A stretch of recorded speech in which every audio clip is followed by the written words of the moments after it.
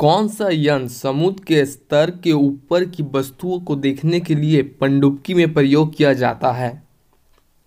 तो इसका right answer हो जाएगा ऑप्शन सी, पेरिस्कोप। पेरिस्कोप पनडुब्बियों में उपयोग होने वाला एक ऐसा उपकरण है जिसकी सहायता से पानी में डूबे हुए व्यक्ति को पानी के ऊपर का दृश्य दिखाई पड़ता है। साथ ही पायरोमीटर दूर स्थित वस्तुओं के ताप को ज्ञात करने के लिए यूज किया जाता है। एपिडायस्कोप का प्रयोग चित्रों को पर्दों पर प्रोजेक्शन के लिए किया जाता है। ओडोमीटर गाड़ी द्वारा चली दूरी मापने के काम आता है। वायुमंडलीय दबाव को मापने के लिए किस उपकरण का प्रयोग किया जाता है? तो इसका राइट आंसर हो जाएगा ऑप्शन बी, बैरोमीटर। बैरोमीटर एक वायु दाब मापी यंत्र होता है जिसके द्वारा वायुमंडल में दबाव को मापा जाता है। वायुदाब को मापने के लिए बैरोमीटर में पानी, हवा अथवा पारा का प्रयोग किया जाता है। बैरोमीटर के आविष्कारक इवान गैलिस्टा टॉरिसेली है। सूर्य को देखने के लिए किस यंत्र का प्रयोग किया जाता है? तो इसका राइट आंसर हो जाएगा ऑप्शन सी, सूर्य को देखने के लिए हेलियोस्कोप यंत्र का प्रयोग किया जाता है। टेलीस्कोप वो प्रकाशीय उपकरण है जिसका प्रयोग दूर स्थित वस्तुओं को देखने के लिए किया जाता है। अल्टीमीटर ऊंचाई मापक यंत्र है और जिसका उपयोग विमानों में किया जाता है। ऑडियोमीटर ध्वनि की तीव्रता को मापता है। एरोमीटर वायु और गैस के घनत्व को मापने वाला यंत्र है। सर्किट में बिजली का प्रभाव का पता लगाने हेतु निम्नलिखित में से किस उपकरण का प्रयोग किया जाता है? तो इसका राइट आंसर हो जाएगा ऑप्शन ए, सर्किट में बिजली का प्रभाव का पता लगाने हेतु धारा मापी जो कि गैल्वेनोमीटर उपकरण का प्रयोग किया जाता है। ये किसी परिपथ में धारा की उपस्थिति का पता लगाने के लिए प्रयोग किया जाता है। और साथ ही बैरोमीटर, इससे वायुमंडल में दबाव को मापा जाता है। और एनीमोमीटर, इससे हवा का वेग मापा जाता है। और लैक्टोमीटर दूध की शुद्धता का मापन किया जाता है। इससे एक शाफ्ट की आवर्तन गति को निर्धारित करने के लिए किसका इस्तेमाल किया जाता है? इसका राइट आंसर हो जाएगा ऑप्शन बी, शाफ्ट की आवर्तन गति को निर्धारित करने के लिए टैकोमीटर का इस्तेमाल किया जाता है। यह एक वैज्ञानिक उपकरण है जिसका उपयोग वाहनों की घूर्णन गति मापने के लिए किया जाता है। और साथ ही स्पीडोमीटर मोटर गाड़ियों की गति मापने वाला यंत्र है। एनीमोमीटर पवन के वेग का मापन है। क्रोनोमीटर जलायन के सही समय का पता लगाने के लिए इसका यूज करते हैं। तो एक क्वेश्चन से आपका 4 क्वेश्चन क्लियर हो रहा है इसमें। रिक्टर पैमाने के बारे में निम्नलिखित में से क्या गलत है? तो इसमें ऑप्शन डी आपका गलत है। रिक्टर पैमाने में 8 से 9 की तीव्रता उच्च भूकंप की श्रेणी में रखी जाती है। रिक्टर पैमाने का विकास 1935 के दशक में किया गया था। तरल पदार्थ के घनत्व को मापने के लिए किसका प्रयोग किया जाता है? तो इसका राइट आंसर हो जाएगा ऑप्शन बी, हाइड्रोमीटर। हाइड्रोमीटर के द्वारा और साथ ही हाइग्रोमीटर की सहायता से हम लोग वायुमंडल में व्याप्त आर्द्रता को मापते हैं। फायटोमीटर यंत्र से समुद्र की गहराई मापते हैं।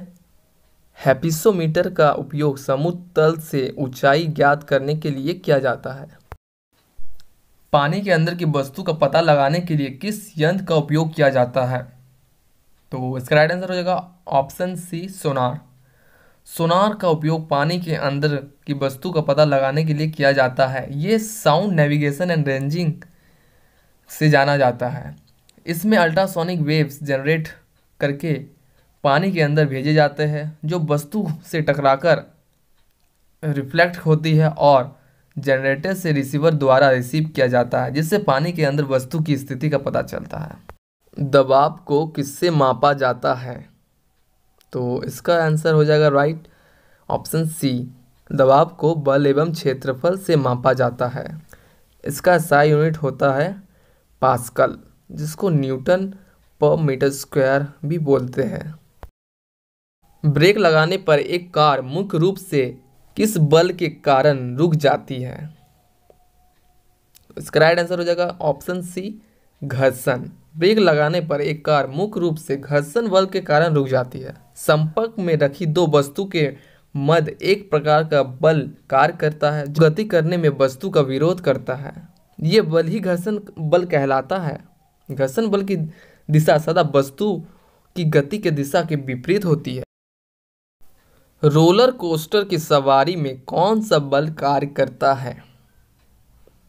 तो इसका राइट आंसर हो जाएगा ऑप्शन बी, अभिकेंद्रीय बल।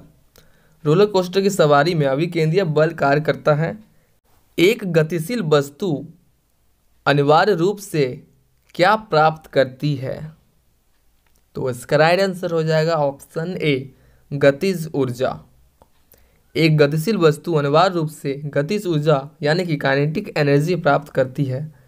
किसी वस्तु में उसकी गति के कारण गतिज ऊर्जा होती है।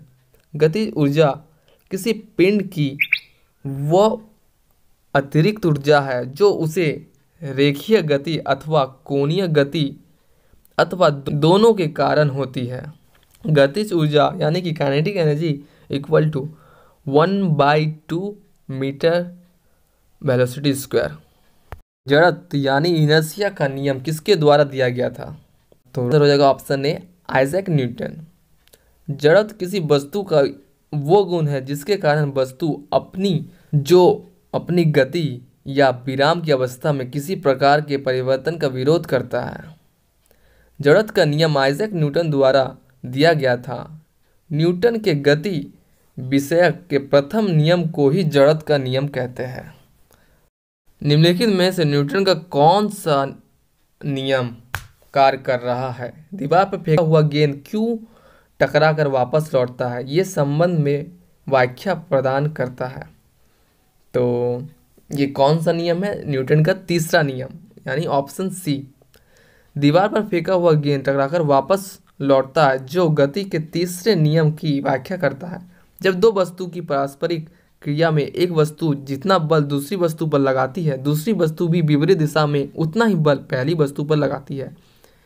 इसमें से किसी एक बल को क्रिया व दूसरे बल को प्रतिक्रिया कहते हैं। इसे क्रिया प्रतिक्रिया का नियम भी कहते हैं। निम्नलिखित में से कौन सी एक वेक्टर मात्रा है? तो इसका राइट आंसर हो जाएगा ऑप्शन डी, वेग।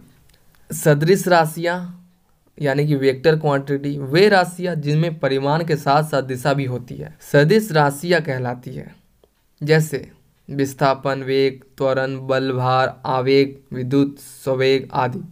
अदिश राशियां यानी स्केलर क्वांटिटी वे राशियां जिनका केवल परिमाण यानी कि मैग्नीट्यूड होता है, दिशा नहीं होता, अदिश राशियां कहलाती है। जैसे द्रव्यमान, दूरी, समय, चाल, दाब, कार्य, शक्ति, ताप, आयतन, विभव आदि। निम्नलिखित में से कौन सा एक इस समूह से संबंधित नहीं रखता? तो इसका राइट आंसर हो जाएगा ऑप्शन सी, द्रव्यमान। समय, त्वरण तथा गति रेखीय गति के चर है जबकि द्रव्यमान एक समूह में सम्मिलित नहीं है। मेज पर रखी गई पुस्तक का ढेर किसके कारण हटता नहीं है? इसका राइट आंसर हो जाएगा ऑप्शन ए, जड़त्वता। मेज पर रखी गई पुस्तक का ढेर जड़त्वता यानी इनर्शिया के कारण हटता नहीं है।